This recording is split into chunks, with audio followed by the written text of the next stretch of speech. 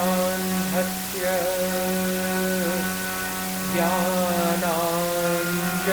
ज्ञानाञ्जनशलाकया चक्षुरुन्मीलितं येन तस्मै श्रीगुरवे नमः। श्रीचैतन्यमनोभीष्टं स्थापितं येन भूतले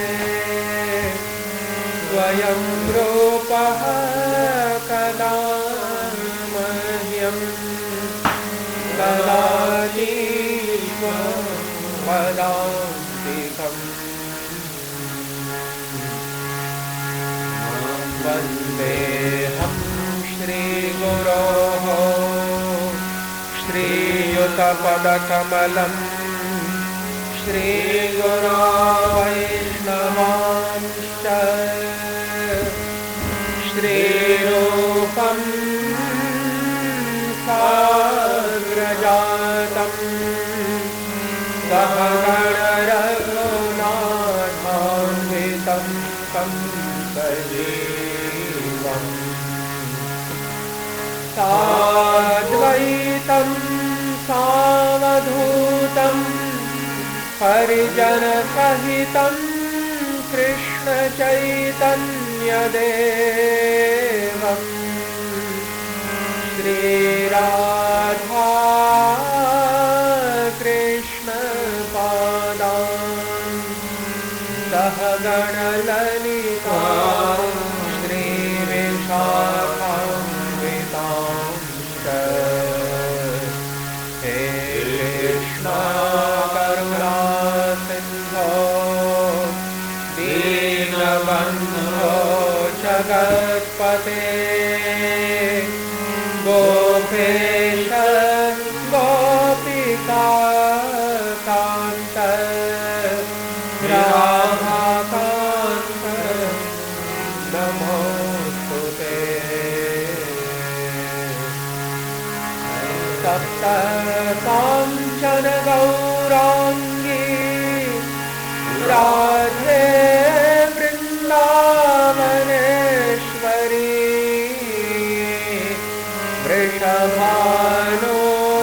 वृषभानुसुते देवी प्रणमामि हरिप्रिये। वाञ्छाकल्पतरुभ्यश्च कृपासिन्धुभ्य एव च पतितानां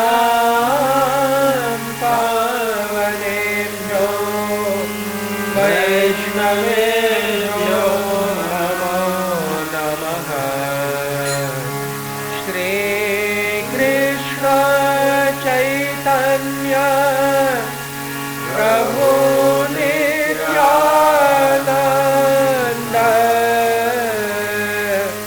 श्री अद्वैत गदाधर श्रीवासादि गौरभक्तवृन्द। हरे कृष्णा कृष्णा कृष्णा हरे हरे हरे राम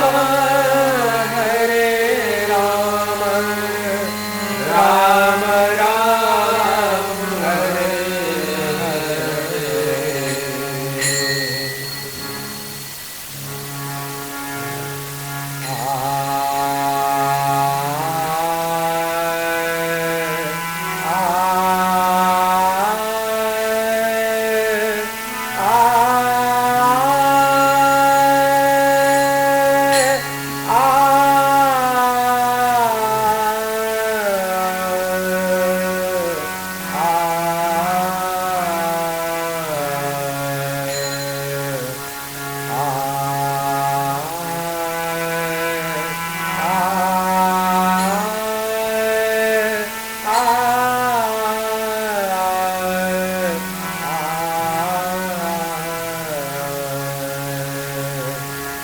जय राधा माधव कुंज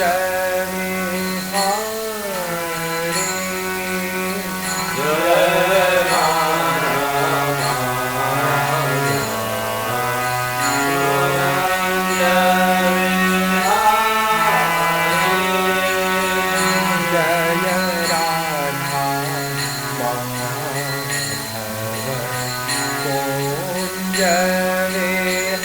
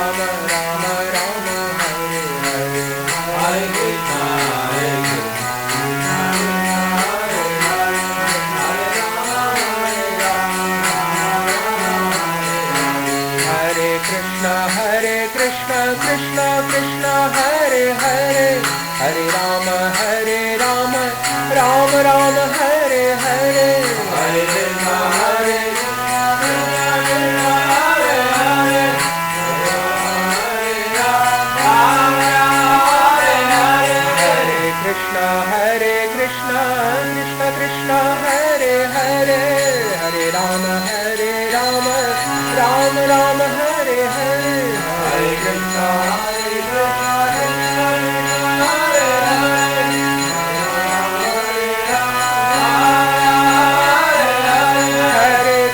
Hare Krishna, Krishna Krishna, Hare Hare, Hare Ram, Ram Ram, Hare Hare, Hare Krishna, Hare Ram,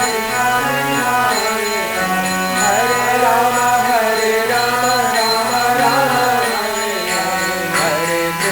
Hare Krishna, Krishna Krishna, Hare Hare, Hare Ram, Ram Ram, Hare Hare, Hare Krishna,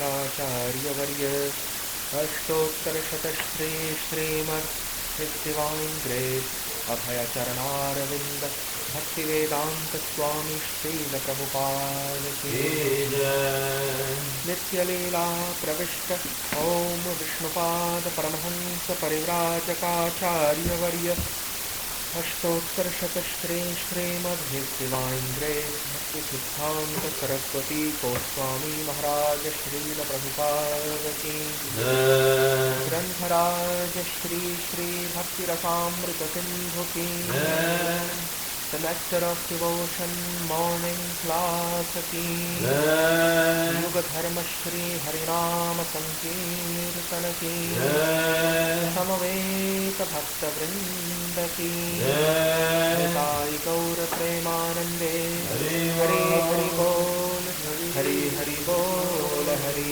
Hari बोल.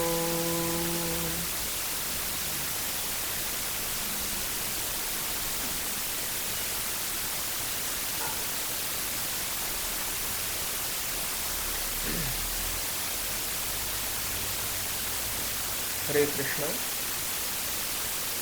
At the very onset of present this discourse, I would like to initially offer my most respectfully prostrated obeisances unto the lotus feet of their transcendental lordship, Sri Sri Radha and Madana Gopal Devji, along with their transcendental companions and associates, consisting of Sri Lalita Devi, Sri Vishakha Devi, Sri Rudrati Manjari, etc. And along with them, I would also like to submit my most respectfully and reverentially prostrated submissive homages unto the lotus feet of their divine lordship, Sri Sri Krishna Chaitanya Mahaprabhu and Sri Sri Nityananda Prabhu, along with their perpetual divine entourage comprising of Srila Rupa Goswami, Srila Sanatana Goswami, and all the six Goswamis of Sri Dham Vrindavan. Finally, I would also like to pay my obeisances and due honorary respects unto the lotus feet of His Divine Grace Abhay Charanaravinda Bhakti Vedanta Swami Srila Prabhupada, who has been a supramental adept in the matter of dispersing transcendental doctrine of Krishna consciousness, who has thus distributed pure devotional service permeated with non-phenomenal transcendental divine manners into this world in this present modern era in the most unique and fantastic unprecedented way. Conclusively, I would also like to pay my obeisances and due respect unto the lotus feet of the initiating spiritual master, along with all the preceptoral spiritual masters, as well as the senior Vaishnava devotees of the Lord present herein. And thereafter now let us commence and begin the context of our current day's discussion, especially the topic pertaining to the in-depth, profound deliberation and contemplation on the subject matter of Sri Sri Bhakti Rasamrita Sindhu, Envious the Nectar of Emotions, compiled and composed by Sri Rupa Goswami Prabhupada, one of the foremost associates of Sri Krishna Chaitanya Mahaprabhu. So, as we understand the preeminent position of Sri Rupa Goswami Prabhupada, Sri Rupa Goswami Prabhupada is the most intimate and foremost amongst all the associates and companions of Sri Krishna Chaitanya Mahaprabhu. Sri Krishna Chaitanya Mahaprabhu, who is the non-different embodiment, conjoined embodiment of Vrishabhanu Nandini Srimati Radhika, who is the very personification of Madhanastha Mahabhav. Therefore, that Vrishabhanu Nandini Srimati Radhika is rather known as Madhanastha Mahabhavavati. She is the very personification of Madhanastha Mahabhav, a very special form of affection that she displays towards Sri Krishna in the reciprocatory process involving the loving aesthetic and erotic delirium of Vrindavan Leela. Whereas Sri Krishna, who is considered to be Dhir Lalita Nayak, according to Bhakti Rasamrita Sindhu of Sri Rupa Goswami, there are four types of heroes in any particular epic, in any particular story. There are four types of heroes to be considered, and there are 8 types of nayikas or heroines. So Srimati Radhika is rather known as the 8th and the last type of nayika, which is considered to be Swadhina Bhartrika Nayika. Swadhina Bhartrika Nayika means that heroine who subjugates and controls and keeps under her custody and subservience her master, husband and maintainer.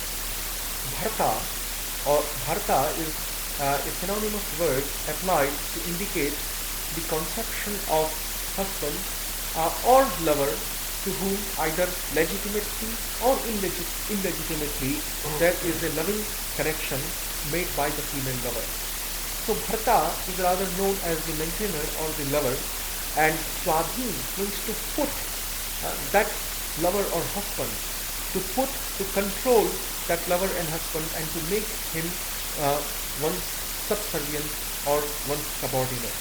So Srimati Radhika is rather the 8th type of Nayika in Sri Ujjwala Neelamani, which is considered to be the appendix of Sri Bhakti Rasamrita Sindhu. Those topics which have not been covered in Bhakti Rasamrita Sindhu have been rather elaborated upon by Sri Rupa Goswami in his conjoining treatise Sri Ujjwala Neelamani.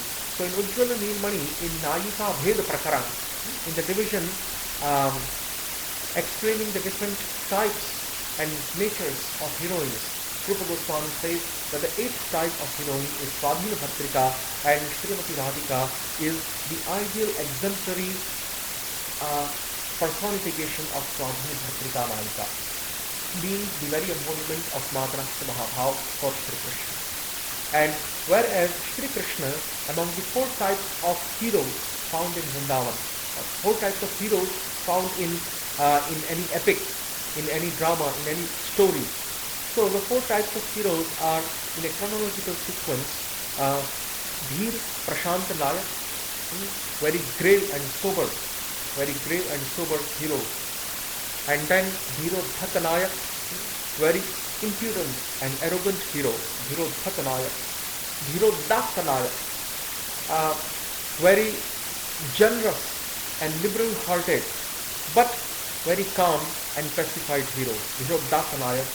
And Dhir Lalit Nayak, hero who is very much skillful in relishing the rasa, the manners of conjugal love, and the hero who is very much expert in pleasing his lover, especially the heroine, and who is very much humorous, who is endowed with a humorous mood, and thus who constantly jokes around without taking any particular event to be serious at all.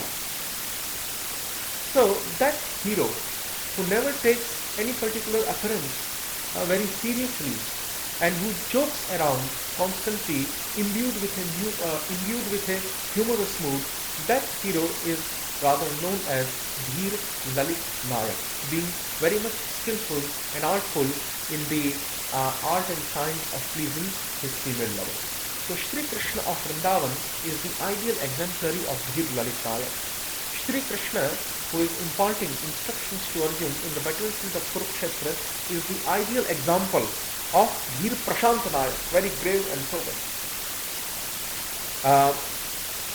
Shri Krishna, who is performing his pastime in Dwarka and Mathura, is, as the prince of Dwarka and Mathura. That Shri Krishna, who is always in the mood of being a Kshatriya, being a Rajkumar, being a prince.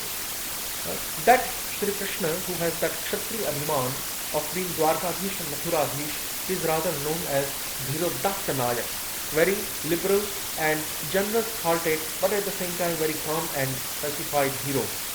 Whereas Shri Krishna, when he is fighting and killing the demons, at that time he is known as Dhirodhata Nayak, very impudent and arrogant hero. So these are the four types of heroes, and all the four types of heroes are exemplified within the character of one self-same Shri Krishna, but in different pastimes and in different realms or dramas. In Vrindavan he is Dheer Lalit, in Mathura and Dwarka he is Dhirodhata and Dhirodhata, whereas in Kurukshetra he is Dheer Prashant. So that Dheer Lalit Nayak of Vrindavan, Shri Krishna, who rather never forsakes, who rather never leaves the transcendental realm of Vrindavan, and therefore it has been substantiated also in Laghu Bhagavatamritam of Srila Rupa Goswami, wherein in the eastern division, Purva Khand of Laghu Bhagavatamritam, and the very name Laghu Bhagavatamritam suggests that Laghu Bhagavatamritam has been written forming the appendix portion, Parishishta Bhav, the appendix portion of its predecessor treatise, which is Brihad Bhagavatamritam, which is in turn compiled by his elder brother and initiating spiritual master, Srila Sanatana Goswami Prabhupada. So Srila Sanatana Goswami Prabhupada, while compiling Brihad Bhagavatamritam, has explained the theoretical portions of Bhakti Rasamrita Sindhu through the graphical portions of the story of Gop Kumar and the story of and the occurrence of Narad Muni and the occurrence related to Gop Kumar. Via these two occurrences or via these two narrations, historical narrations or historical events, Sanatana Goswami is putting the theory of Bhakti Rasamrita Sindhu and Ujjwal Neelmani in a graphical form which can be made easily comprehensible and understandable. So that Brihad Bhagavatamritam, which explains the topmost position among all the devotees of Shri Krishna, that is occupied by Srimati Radharani in its first division, that is Bhagavad Kripa Sar Nirdhara. The first division of Brihad Bhagavatamritam is known as Bhagavad Kripa Sar Nirdhara.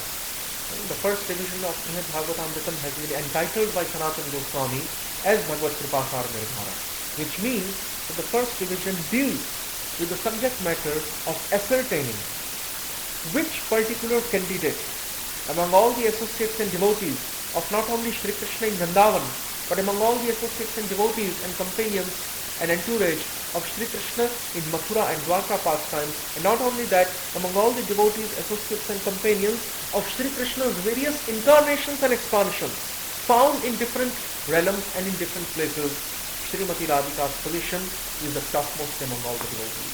Therefore, Rupa Goswami also substantiates the same point in his Shri Upadeshamritam, the nectar of instruction, in the last two verses. He says, Rupa Goswami Prabhupada says, Karamipyah parito harhet priyataya vyaktim yayor jnaninaha तेभ्यो ज्ञान विमुक्त भक्ति परमाः प्रेमैकनिष्ठास्ततः तेभ्यस्तः पशुपाल पंकजदृशः ताभ्योऽपि साराधिका पृष्ठा तद्वदीयं तदीयकरसीतां नाश्रयेत् कः कृति. That among all the various types of living entities, Srimati Radhika's position is the highest. The duracharis, the papacharis, those who are sinful, those who are always apt on performing, those who are always prone to perform the sinful, vicious activities, papakarya, misdeeds. Those papacharis and duracharis, better than them are those who are following the Vedic injunctions and who are engaged in the performance of fruitive activities which are rather producing material piety, bhautik sukriti, bhautik punya. Those sakam karmi, those fruitive actors who are always performing the material pious activities, they are better than the papi, sinful. But even better than the sakam karmis are those who are nishkam karma yogis, who are performing the various duties of varnashram dharma and other Vedic activities just for the sake of being liberated and not for any other sake culminating in material sense gratification. Those nishkam karma yogis who are not attached to the very activities that they are performing, the very material actions they are performing, and to the results of those material actions, culminating in sense gratification. But those who just have one goal, and that is to get emancipated or liberated from this material world, those nishkam karma yogis are better than the sakam karmis. Those non-fruitive minded actors are better than the fruitive minded reward-seeking actors. Actors meaning those who are performing the actions here, not those who are dramatists. Dramatists performing, I'm not talking about them. So, and the better than the nishkam karma yogis are the jnanis, nirbhed brahma jnanis, those who are always inclined, those who are always aspiring after merging into the impersonal aspect of the absolute, following the path of monistic knowledge. Those jnana margis or jnanis, they are better than nishkam karma yogis. And better than the jnana margis or jnanis are the ashtanga yogis, following the path of the eightfold mystic system of yoga. Better than the ashtanga yogis are those who have forsaken completely the path of nishkam karma, jnana and ashtanga yoga. They are better than all of these preceding categories. Tebhyo jnana vimukta. And even better than those who have completely rejected and forsaken the path of nishkam karma, ashtanga yoga and jnana are those who have actually acquired prema bhakti, the fifth goal of human life, which makes dharma, arth, kam and moksha. Upon its appearance, which makes dharma, arth, kam and moksha, so-called religious rituals, as a result of that so-called economic development and financial prosperity, and as a result of that so-called material sensual purification, and then the five types of liberation, salokya, sarshti, etc. Upon the very appearance and rise of which makes all these other four goals insignificant in comparison.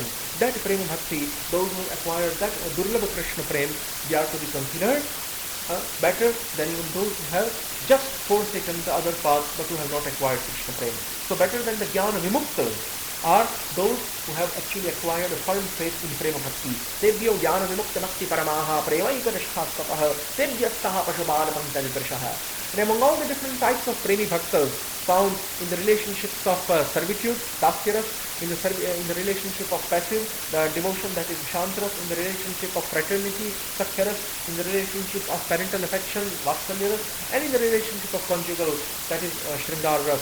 Among all the devotees who are found in all of these five relationships, and the devotees not only of Sri Krishna but of his all various different incarnations, among all those devotees who have acquired prema bhakti, beginning from Prahlad Maharaj, Ambrish and the 12 Mahajanas, Srimati Radhika is considered, actually the gopis, the cowherd milkmaids of Vrindavan, they are considered the best.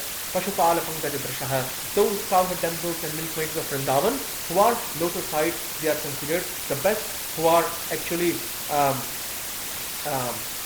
situated in their adolescent age, they are considered the best, those cowherd gopis of Vrindavan.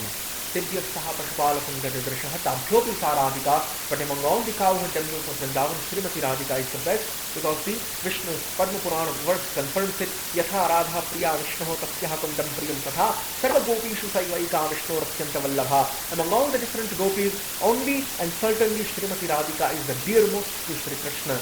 And therefore, Brihad Gautamiya Tantra also corroborates the same by saying that Devi Krishna Mai Prokta Radhika Paradevata Sarva Lakshmi Mai Sarvakanti Sammohini Para, that Srimati Radhika is the embodiment of all the Lakshmi. That means Srimati Radhika is dear to Shri Krishna, even more than trillions and millions of Lakshmis combined. So, all these different verses of the Shastras, they confirm that Srimati Radhika is the topmost devotee of the Lord. Therefore, Rupa Goswami, in the next verse, in the last verse of the ambrosia and the ambrosia of instructions, Upadeshamritam, he says that Krishna Chaihi Pranaya Vatati Priyasidhyopi Radha. That the Srimati Radhika is the object of Sri Krishna's love. Srimati Radhika is the dearmost object of Sri Krishna's love.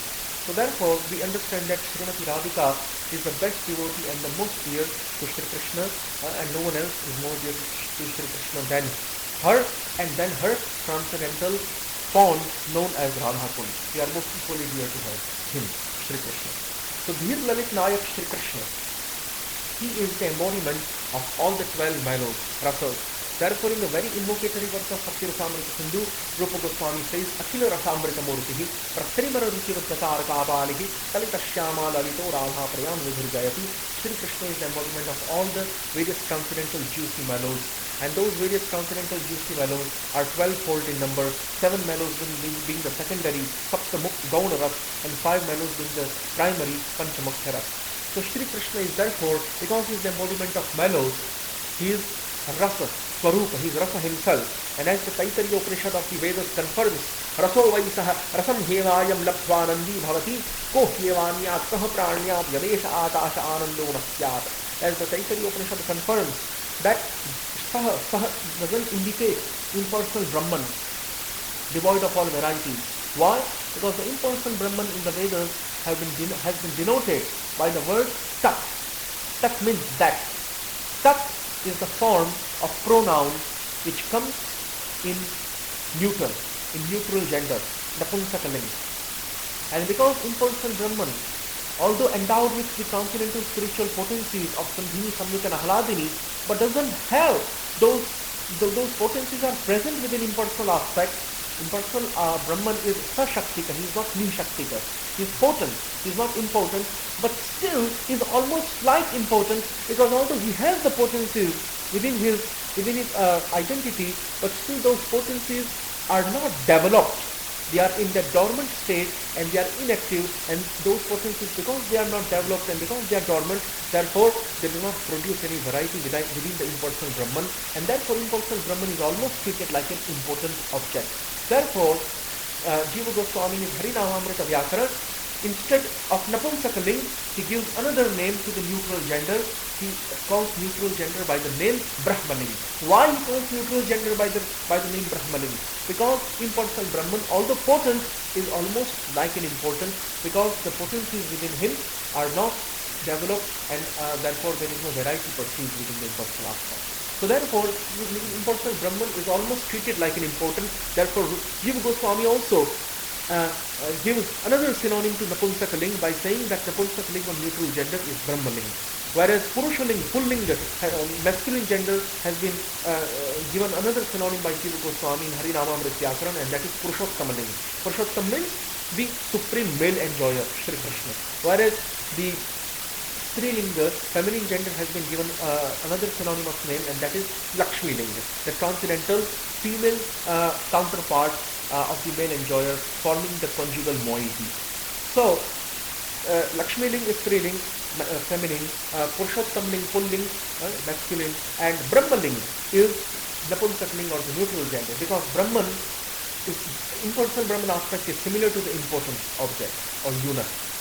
So, the ultimate point here is that the impersonal Brahman aspect, although not important, but almost like an impotent, therefore whenever and wherever the Vedas and the Upanishads have referred to the impersonal Brahman aspect, they have referred to impersonal Brahman aspect by using the pronoun of the neutral gender, and that is Tat. Tat means that. Tat is referred, the pronoun Tat is used to either indicate any object of neutral gender or the animals, beasts and aquatics. To refer to animals, birds, beasts and aquatics, also neutral gender is used in Sanskrit. And also to refer to any object in neutral gender, found within neutral gender. So, impersonal Brahman has been referred to as Sat, but here Saha has been used. Saha is a pronoun in the masculine form. Saha means him. Tat means that. And the Sa means her or she. And Saha means he or him. So Saha clearly indicates that impersonal Brahman is not being talked about. Because in the Chandogya Upanishad, impersonal Brahman is being talked about, Tatvamasi and all that. The word Sat have been used. But here the word Saha has been used in Taittiriya Upanishad, which clearly indicates the supreme male enjoyer, and who is Shri Krishna and none other, because Muktaram Yagya Tapasam Sarvaloka Maheshwaram Suhridam Sarvabhutanam, he is the greatest enjoyer. And he is the supreme male enjoyer. Therefore, Govindam Adi Purusham Tabham Bhajan, he is the Adi Purush, he is the original male enjoyer. So Saha refers to that Shri Krishna, and that Shri Krishna is certainly, the word Vai is defined as to mean certain. So Raso Vai Saha, that Shri Krishna is certainly Rasa himself. He is not endowed with Rasa. He is not possessing Rasa. Like a wealthy person, fabulously wealthy and aristocratic person is endowed with his wealth. But still wealth is separately existing from that possessor of wealth. In the same way, Shri Krishna is not separately existing from all the 12 rasas, but rather all the 12 rasas are certainly Shri Krishna himself. Therefore, Raso Vai Saha. Vai means certainly Saha, that Shri Krishna, that supreme male enjoyer, is the very form of rasa, is the very personification and embodiment of rasa, Raso Vai Saha. So therefore, the Vedas have confirmed this idea, and Rupa Goswami Pad says in the very invocation, Akhila Rasamrita Murtihi, Krishna is the very embodiment of all the 12 rasas, and therefore Krishna is known as Rasa Swarupa, Rasa himself, and therefore he is known as Rasaraj. But that is just one partial explanation why he is Rasaraj. Another explanation of why he is Rasaraj is because Shri Krishna is not only Rasa personified, he is also Rasik personified. The taster, the relisher, and the enjoyer of the rasa also is him. He is himself rasa, and at the same time he is also the enjoyer of the rasa. In the material world, these two conceptions which are contradictory cannot be harmonized or synchronized or reconciliated.